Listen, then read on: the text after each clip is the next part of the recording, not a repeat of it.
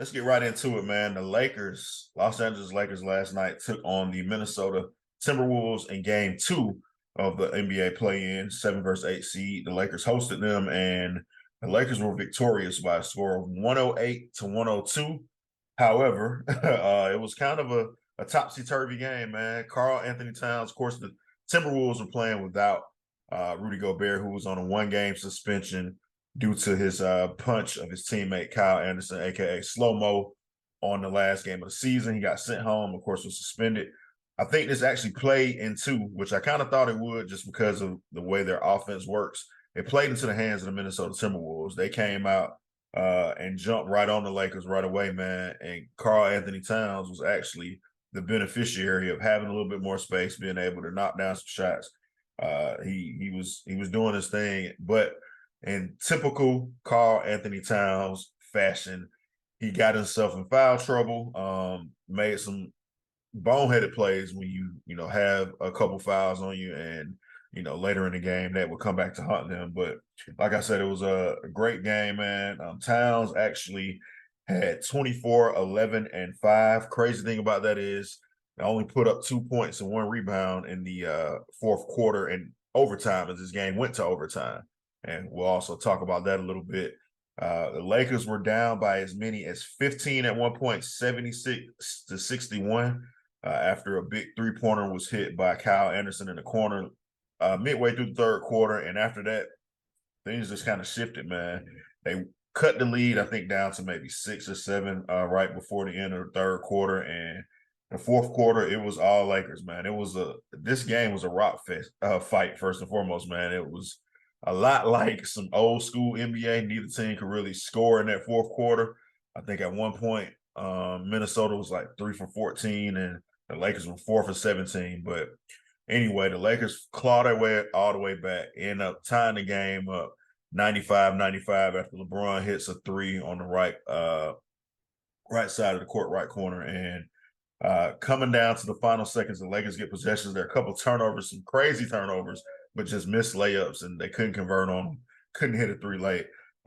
Minnesota, like I said, couldn't throw a pea into the ocean at this point, man, in that fourth quarter. But LeBron gets the ball, and he makes a LeBron play, the right basketball play, man. Why many of you consider him the GOAT. I don't, but that's a story for another day. But he's definitely a top, 5 basketball player of all time.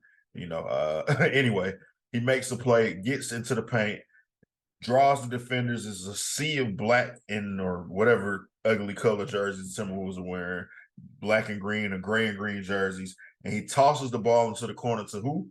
My man, my main man, Goldie himself, man. He got a little gold circle in his head now, I guess, not necessarily the blonde streak, but yeah, man, the Goldie, my guy Dennis Schroeder of Atlanta Hawks fame, man, back in the day, knocks down a corner three, ice water in his veins, does the celebration, stares in front of stands there in front and poses in front of the Minnesota Timberwolves bench, and it's all as well, right? It's 95-98. The Lakers, I think there were maybe 0.7 seconds or something like that. Not a lot of time left to do much. They could do a catch and shoot, essentially, is what they had time to do. So Timberwolves get the ball, one last play, and just kind of going back here to some things that have happened throughout the season, coming down the stretch. As great, and I said that Anthony Davis will be the catalyst for this team. As great as he has been, as great as AD's been, man, he giveth and he taketh away sometimes. They lost the game to Dallas like this, and in the same fashion, with 0.7 seconds left, and forgive me if I'm missing the point tenths of a second, but it was tenths of a second left on the clock. Mike Conley Jr. catches the ball in the corner, lets it fly. AD jumps out to cover him, and inexplicably bumps into him, knocks him over. Well, he's already falling, but he lands into his area. You got to get a shooter space, and gets called for a foul with 0.1 second left. A three-pointer. Only thing that can kill you at this point is a three. And you can't foul. You know this from, Pop Warner or Little League rec ball basketball. You can't foul in that situation on a three-point shoot. Never foul a jump shooter, man. That's one of the number one rules. And AD, I don't know, man. He's just, they joked about it after the game, I guess, which they could do. But yeah, he makes an inexplicable play, fouls Mike Conley Jr. Mike Conley almost misses the first free throw. It's a tense moment, but it goes in, hits the next three, and we go to overtime. Now, mind you, I'm on the East Coast. I'm in Atlanta, right? So I have fell asleep and woke up at this point.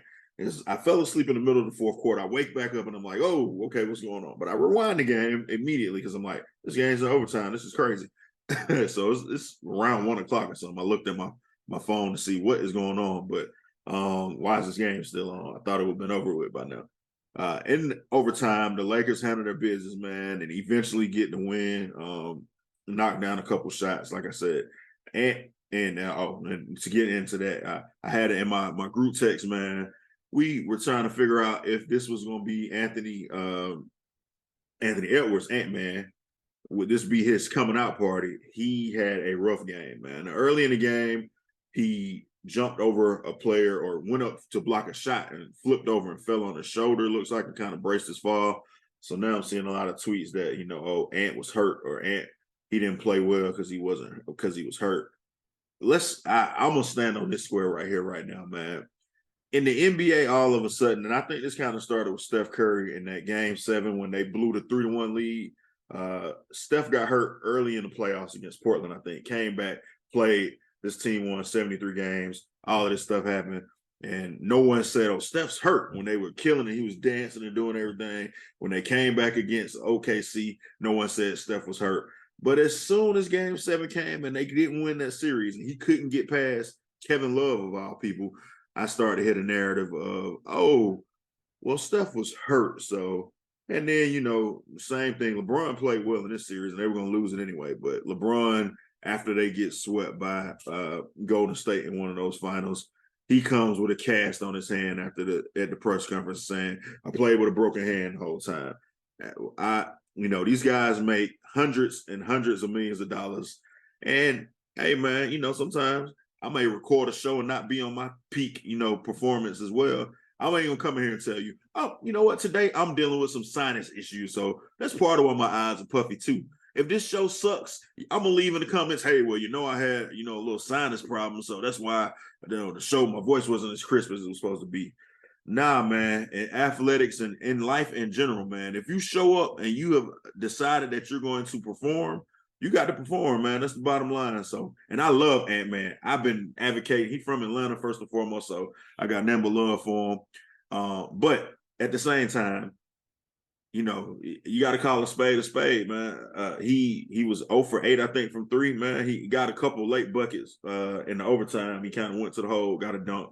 He broke off, got a rebound, caught it at mid-quarter, got a dunk because LeBron had 5 fouls and couldn't contest that shot. So he finished with a couple more points than he would have. I think at one point he was 1 for 13 or something like that. But, yeah, we got to kill this narrative right now, man, that when somebody loses, oh, I was hurt. Like, that's something my 3-year-old would do, man, or, an excuse that a kid would make when you're playing. I wouldn't even let my team do that. I coached youth sports before. And I wouldn't allow for any excuses. So if you just lost, the other team was better today, man, or we blew it, or the moment was too big, whatever it was. But you cannot give the excuse that you were hurt, man. So I say all that to say the Lakers end up winning now. Have no fear, I guess, if you're a Minnesota Timberwolves fan, because Friday night you'll take on the winner of New Orleans and OKC. That game is tonight at the time of this recording. We're recording this Wednesday, so we'll have this out hopefully a little bit later on today. But we'll see what the result of is that game. But that team will score off, and the winner of that Minnesota versus the 9-10 game winner, that game will be hosted in Minnesota.